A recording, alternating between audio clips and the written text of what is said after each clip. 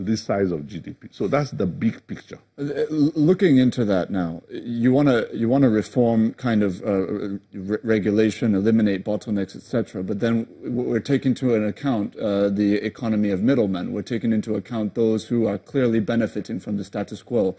If you have, for example, just for example, because there are so many actors involved here, but if you have a National Assembly whose focus is essentially to ensure that their interests are covered within each of these sectors, how is it that you would get the same lawmakers to enact laws that would essentially shut down the ability of some of these middlemen in the economy to benefit? To be honest with you, we don't even need new laws. There are clear laws, all right, already. What you need are executive orders to deal with those issues. For instance, I'm an investor in the power sector. And Nigeria has one of the best power sector reform laws in the world. Now, the problem has been the attitude of those who have been empowered to implement the regulations. And so what you need to do, number one, change of guard.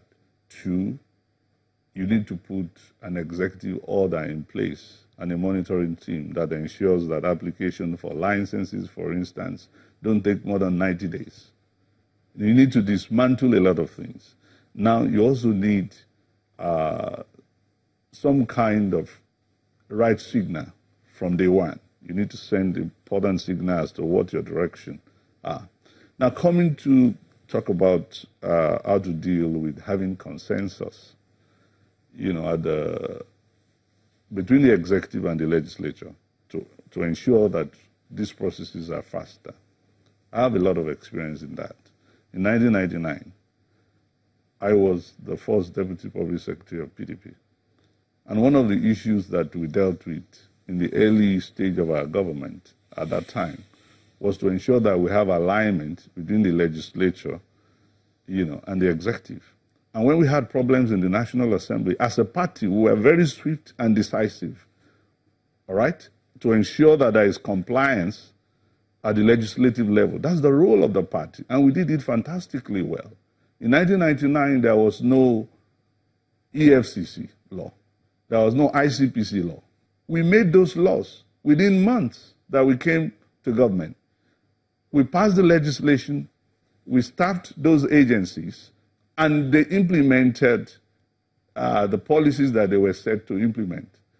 Under that government, about 3 governors that were PDP, they were impeached and sent to prison in Nigeria. Well, serving minister. So there was capacity. Well, this is the thing. Even the examples you're mentioning about the 3 governors, for example, that were impeached, many Nigerians saw very clearly how they were impeached and how the rule of law was abrogated in those processes.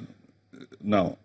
You're taking just one aspect of my comment. I talked to you about the formation of the EFCC. I'm going somewhere, and the efficiency in establishing that agency. I'm going somewhere. I understand exactly your points, and they're granted and accepted. What I'm saying, though, is that the question is about to what end? Because like you've said, we have had laws. The question is, to what end have they gone? Many people will say that the EFCC, at its foundation, was a political persecution tool. No, it was not, because those governors that were impeached were not from the opposition. They were PDP members. Who were not on terms with the president at that time. That's not true. That's not true. Let me be clear with you.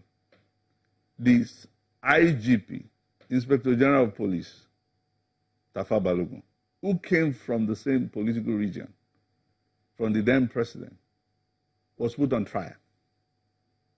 All right. Did the president hate him for ethnic reason or whatever? It was a very serious government.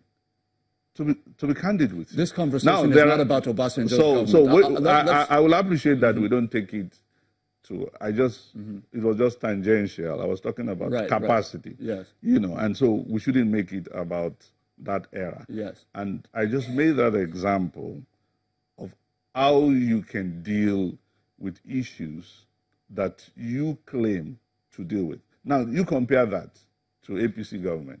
They've not been able to appoint even chairman of EFCC.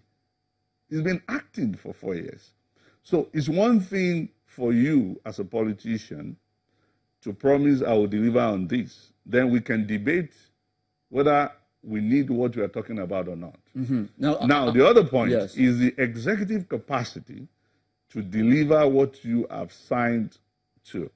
So what I'm telling you is that we have the vision, the idea as to what to do. We also have the experience and the capacity to make them happen. That was your question.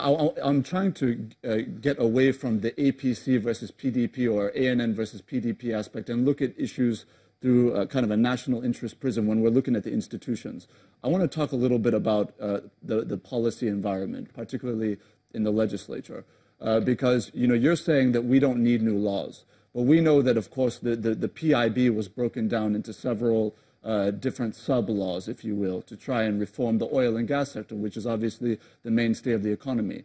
We saw that the outcome, one of the first bills that came out of the PIGB, the governance bill, essentially mandated that if signed into law by the presidency, that 40% stake in the NNPC would essentially be handed out to the private sector. That was a mandate, not a recommendation. So in view of these, and you know that corporate interests have permeated the lawmaking process, what can be done within the legislature to do reform if you're not in control of who enters the legislature across the various parties? Here, I'm not saying we don't need new laws. I was only saying that with regards to dismantling the bottlenecks to investment, that there are sufficient laws. I mean, we will always need new laws in the country to keep with the demands of the time. Now, but regarding your question as to dismantling the bottlenecks to investment, we don't need new laws. We just need executive action quickly. Now, the second point is this. As a president, my role should be the one that can build consensus and get everybody united on a vision. You understand? That's the role of the president. This is the direction. You drive it. You inspire people. That's the role of the president and commander-in-chief. Now, there are certain things you can do. For instance, amending the exclusive legislative list so that states can act on some areas at their level so you can grow the economy faster. For instance, there is no reason why states cannot have their local transmission grid, all right, in order to transmit power. Take Lagos and Ogun State, for instance. These are places where I know that the electricity consumer already have a culture of paying for what they consume. And if you give them power at the grid, even at a slightly higher price than what you have now, which will still be cheaper than what they pay from their generators and diesels with all the pollution, they will be able to pay. Now, how do they transmit power? If all the transmission network are still in the hand of one single entity that is called TCN. As a president, I can amend the exclusive legislative list to ensure that states can have some kind of concurrence, on such things via an executive bill. I can do that within 90 days to 120 days. I don't need a national conference for that. I don't need a constitutional conference for that. And let me tell you, Ogun State and Lagos State can net $100 billion investment in the power sector as just a consequence of a change of that policy. So I'm from a business background and also have a political. So you don't waste too much time on things that create controversies. You try to do things you can do quickly while you create the atmosphere and the momentum for consensus on other things that you need a broader consensus. Well, on that note, we're going to just take a very short break. We will be back in a moment and get your thoughts on a very important issue confronting all the sectors that we talk about in just a moment. Thank you viewers, so much, Shomali. Please do stay with us. Thank you.